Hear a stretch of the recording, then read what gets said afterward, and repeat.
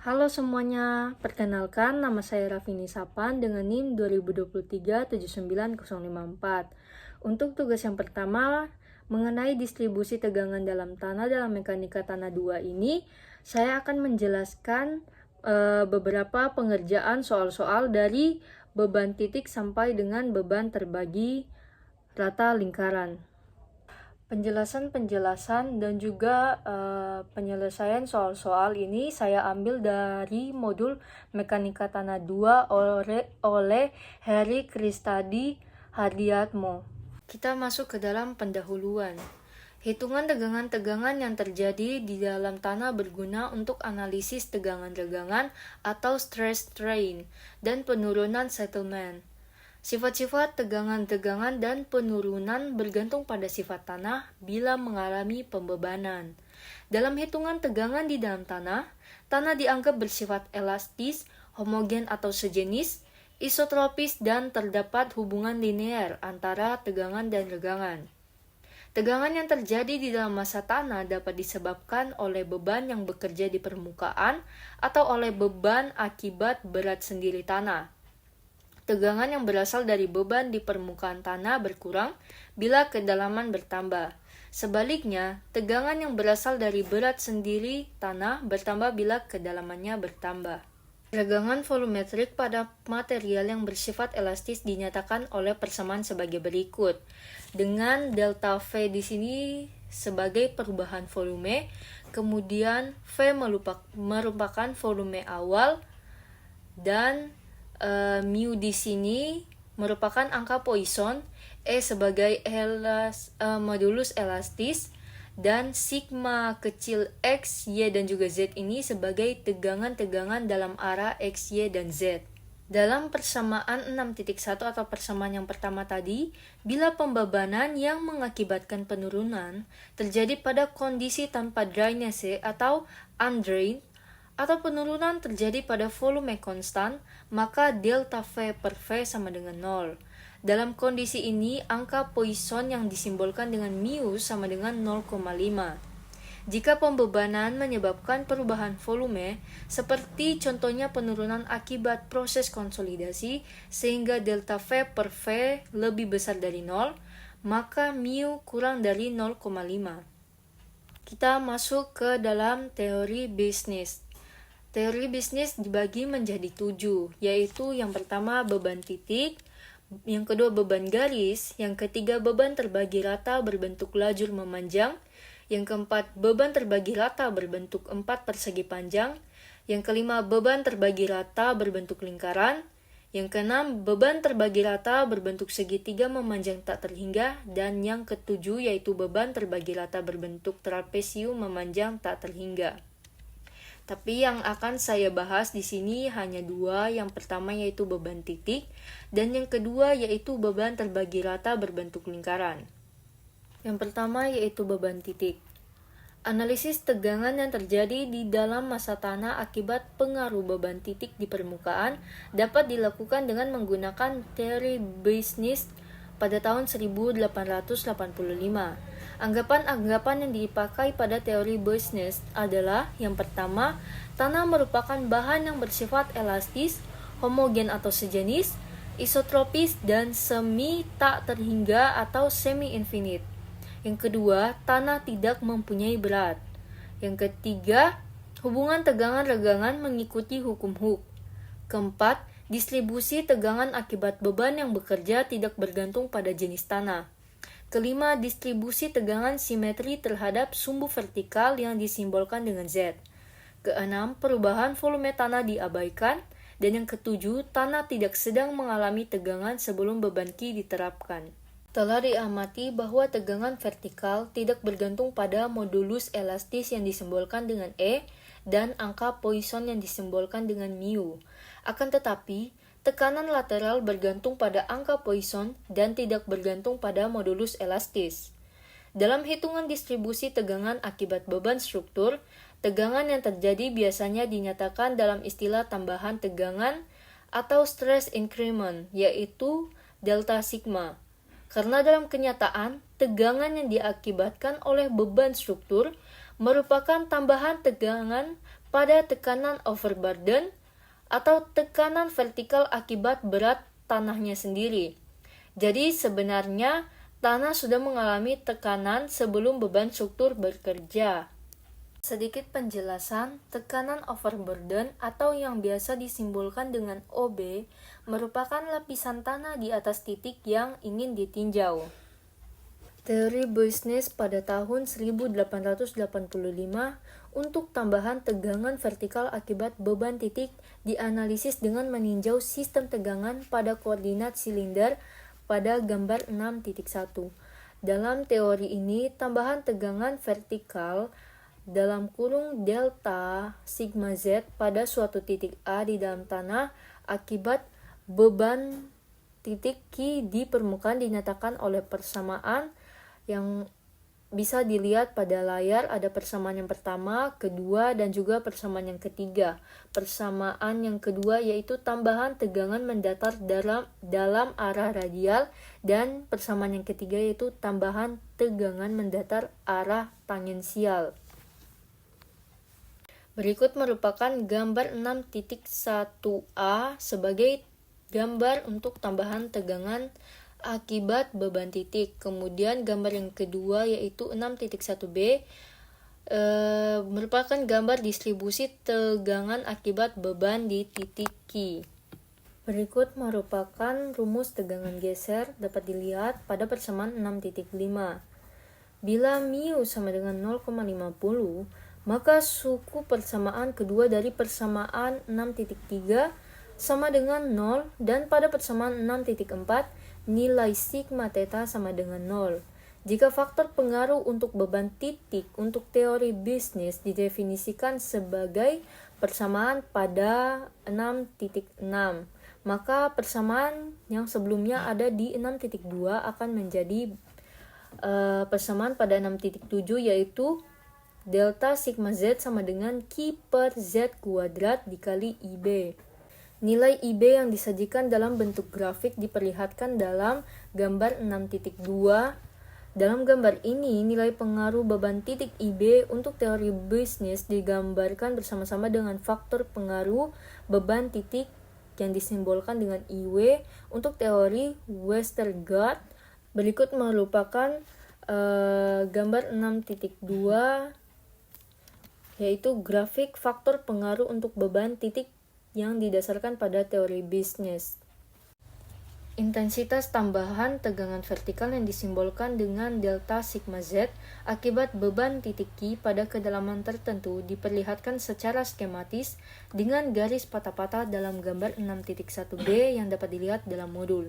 Jika titik-titik dengan tambahan tegangan yang sama dihubungkan, maka akan dihasilkan gelembung tegangan atau pressure burp atau isobar tegangan seperti yang ditunjukkan sebagai garis-garis penuh. Dalam satu kurva gelembung tegangan delta sigma z bernilai sama. Masuk ke dalam contoh soal yang pertama. 3 buah kolom terletak dalam satu baris, masing-masing mempunyai jarak 4 meter. Beban-beban pada kolom 1, 2, dan 3 berturut-turut adalah 600 kN, 160 kN, dan 320 kN. Yang diminta dalam soal ini yang pertama yaitu hitunglah tambahan tegangan vertikal yang terjadi pada kedalaman 2,5 meter di titik-titik yang diperlihatkan dalam gambar C6.1. Kemudian yang kedua diminta yaitu jika diketahui bahwa tanah homogen atau sejenis dengan berat volume basa 18 kN per meter kubik, berapakah tegangan total akibat beban kolom dan tekanan overburden atau tekanan akibat berat tanahnya sendiri pada masing-masing titiknya. Berikut merupakan gambar untuk penyelesaian soal nomor 1. Di sini sudah ada kolom 1 sebesar 640 kN, kolom 2 160 kN, dan kolom ketiga 320 kN. Di sini juga sudah ada Z sebagai kedalaman tanah yang akan ditinjau yaitu sebesar 2,5 meter, dan ada 3 titik. Titik yang pertama, titik yang kedua, dan juga titik yang ketiga dengan jarak masing-masing titik yaitu sebesar 2 meter. Di sini garis panah ini yang mengarah ke tanah kita sebut dengan bola-bola baja atau beban di atas tanah. Ada 3 di sini. Di sini terdapat rumus yang akan kita gunakan nanti, yaitu delta sigma Z sama dengan Q per Z kuadrat dikali IB. Di sini sudah ada 3 tabel sebagai jawaban untuk penyelesaian nomor 1. Yang akan saya jelaskan yaitu untuk beban kolom pertama dengan Q sama dengan 640 kN. Titik yang kita tinjau itu titik pertama dengan beban di kolom 1 itu jarak dari beban kolom 1 ke titik 1 itu sebesar 2 meter.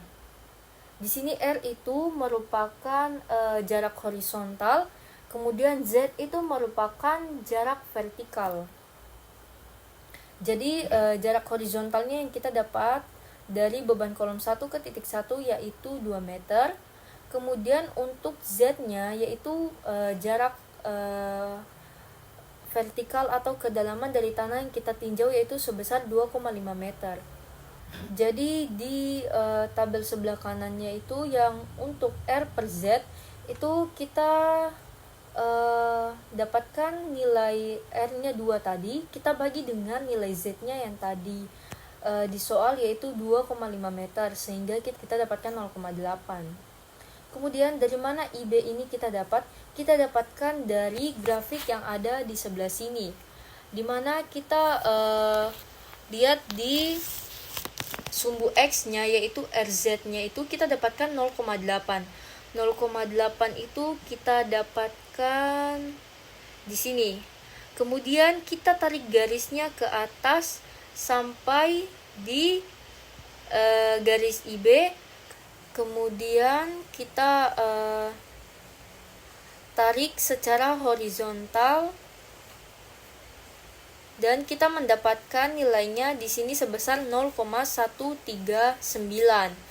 Kemudian nilai-nilai yang kita dapat ini yaitu R per Z dan IB ini kita masukkan ke dalam rumus yang tadi sudah saya taruh, yaitu untuk mendapatkan delta sigma Z yaitu sebagai 14,2 kN per meter persegi. Begitu pula untuk titik selanjutnya, untuk titik 2 dan 3 kita tinjau di kolom 1. Begitupun juga untuk beban di kolom 2 dengan Q-nya sama dengan 160 kN. Kita buat seperti dari beban kolom 1 yang kita tinjau ke titik 1, 2, dan 3. Begitu pula untuk beban kolom 2 di titik 1, 2, dan 3, beban kolom 3 titik 1, 2, dan 3. Sehingga kita dapatkan R-nya semua adalah ini, dan juga nilai-nilai semuanya IB dan juga RZ, dan kita dapatkan hasilnya adalah ini semua. Kita balik ke soal. Di soal tadi yang pertama kita disuruh untuk menghitung tambahan tegangan vertikal yang terjadi pada kedalaman 2,5 meter di setiap titik-titik yang ada. Untuk menentukan tegangan vertikalnya kita jumlahkan semua nilai yang kita dapat yaitu delta sigma Z, tapi kita harus berada pada titik yang sama. Misalnya nilai dari beban kolom 1 ini kita jumlahkan yang nilai di titik satunya sebesar 14,2 kN per meter persegi. Kita jumlahkan dengan beban di kolom 2 di titik 1 sebesar 3,60 dan juga beban di kolom 3 titik 1 sebesar 0,2. Kemudian akan kita dapat hasilnya. Hasilnya yaitu sebesar 18,0 kN per meter persegi. Begitu juga caranya untuk mendapatkan beban vertikal di titik 2. Jadi kita lihat dari tabel ini beban kolom 1 di titik 2 sebesar 2,1. Kemudian beban kolom titik 2 di titik 2 kita dapatkan hasilnya 12,2 dan di kolom 3 pada titik 2 kita dapatkan sebesar 1,0. Sehingga jika kita jumlahkan kita mendapatkan hasilnya sebesar 15,3 kN per meter persegi. Kemudian untuk soal yang kedua, kita diminta untuk menentukan tekanan overburden pada kedalaman 2,5 meter. Volume tanah basah yaitu 18 kN meter kubik yang kita simbolkan dengan gamma B. Jadi di sini cara penyelesaiannya yaitu dengan rumus sigma Z sama dengan Z gamma B sama dengan kita dapat Z-nya tadi itu kedalaman 2,5 meter. Kemudian kita kalikan dengan gamma B-nya yaitu volume tanah basahnya sebesar 18 kilonewton per meter kubik yang kita dapat di soal tadi. Sehingga hasilnya yaitu 45 kilonewton per meter persegi. Kemudian untuk tegangan total akibat kolom dan tekanan overburden adalah jumlah dari delta gamma Z dari masing-masing titik dengan tekanan overburden pada kedalaman Z sama dengan 2,5 meter, yaitu pada titik 1 sigma Z totalnya yaitu kita dapat di sini sigma Z-nya tadi 45 ditambah dengan titik pertama yang kita dapat yaitu 18,0 kN per meter persegi. Sehingga jika kita jumlahkan hasilnya yaitu 63,0 kN per meter persegi. Kemudian untuk titik yang kedua, sigma Z dikali total dari titik 2 tadi yaitu sigma Z-nya yaitu 45 kita dapat dari atas sini. Kemudian kita jumlahkan dengan hasil atau total daripada titik 2 yaitu 60,3 kN per meter persegi. Begitupun juga untuk titik 3. Dia sama juga kayak untuk titik 1 dan titik 2. Karena hitungan tegangan dengan menggunakan teori bisnis mengabaikan berat tanahnya sendiri, untuk menghitung tegangan vertikal yang sebenarnya terjadi di dalam tanah, tegangan akibat beban fondasi harus ditambahkan dengan tegangan akibat berat tanahnya sendiri. Lanjut ke pembahasan yang kedua yaitu beban terbagi rata berbentuk lingkaran.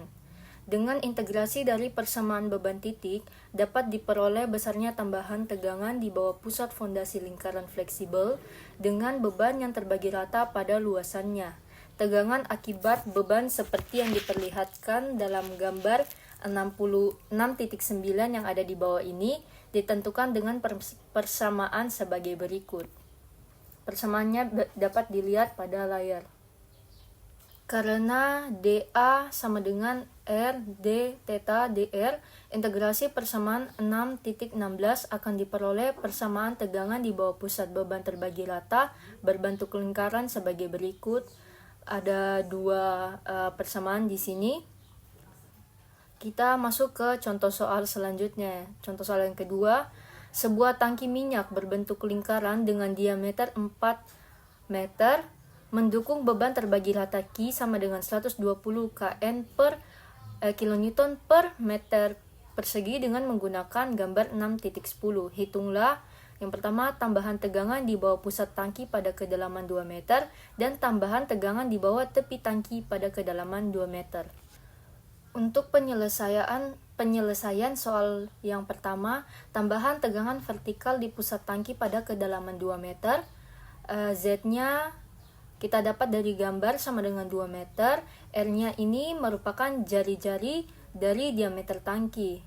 Diameter tangki kan 4, kemudian kita bagi menjadi 2 karena dia yang titik yang kita tinjau itu di tengahnya yaitu titik A, jadi dia hasilnya 2 meter.